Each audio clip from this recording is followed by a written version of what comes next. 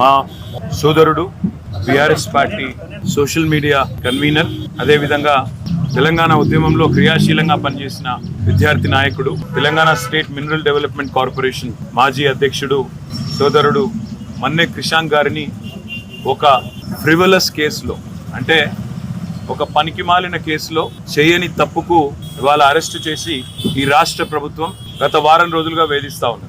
తప్పు చేసిన రేవంత్ రెడ్డి ఇవాళ బయట తిరుగుతా ఉన్నాడు. ఫోర్జరీ చేసి ఉస్మానియా చీఫ్ వార్డెన్ యొక్క లెటర్ను ఫోర్జరీ చేసిన క్రిమినల్ ఏమో ఈ రాష్ట్రానికి ముఖ్యమంత్రి, కానీ అసలు నోటీస్ని బయట పెట్టిన క్రిషాంక్నేమో ఈరోజు చెంచల్గూడ జైల్లో పెట్టినారు. దీన్ని బట్టే చెప్పవచ్చు ఈ రాష్ట్రంలో వ్యవస్థ ఎట్లా పనిచేస్తూ ఉంది, ఈ రాష్ట్రంలో ప్రభుత్వ పనితీరు ఎట్లా ఉందో దీన్ని బట్టే చెప్పవచ్చు. ఇవాళ ఈ రాష్ట్ర ముఖ్యమంత్రిగా ఉన్న రేవంత్ రెడ్డి గారిని నేను అడుగుతా ఉన్నా, క్రిషాంక్ కనుక పెట్టిన సర్క్యులర్ తప్పైతే నేను ఇదే చెంచల్గూడ జైల్లో నేను జైలుకి పోతాను.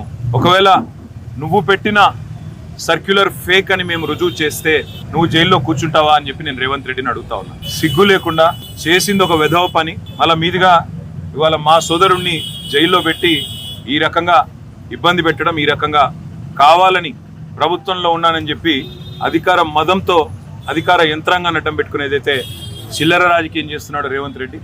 తప్పకుండా ప్రతిదానికి కూడా బదులు చెప్పే టైం వస్తుంది, ప్రతిదానికి కూడా మిత్తితో సహా చెల్లించే టైం కూడా వస్తుంది.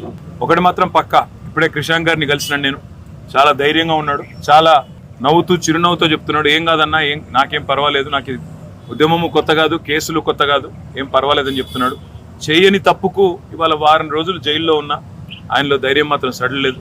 ఆయన శ్రీమతి కూడా ఇక్కడే ఉన్నారు, సుహాసిని గారు, తను కూడా ధైర్యంగా ఉంది, తన కుటుంబం కూడా ధైర్యంగా ఉంది.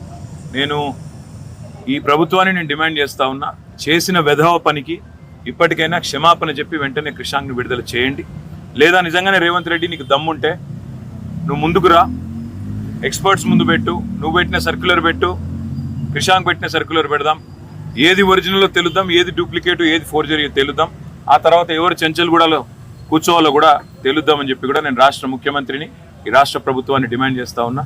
ఇకనైనా బుద్ధి తెచ్చుకొని, ఇకనైనా సిగ్గు తెచ్చుకొని, చేసిన తప్పును సరిదిద్దుకొని మరి వెంటనే క్రిషాంక్ విడుదల చేయాలని చెప్పి కూడా నేను డిమాండ్ చేస్తాను.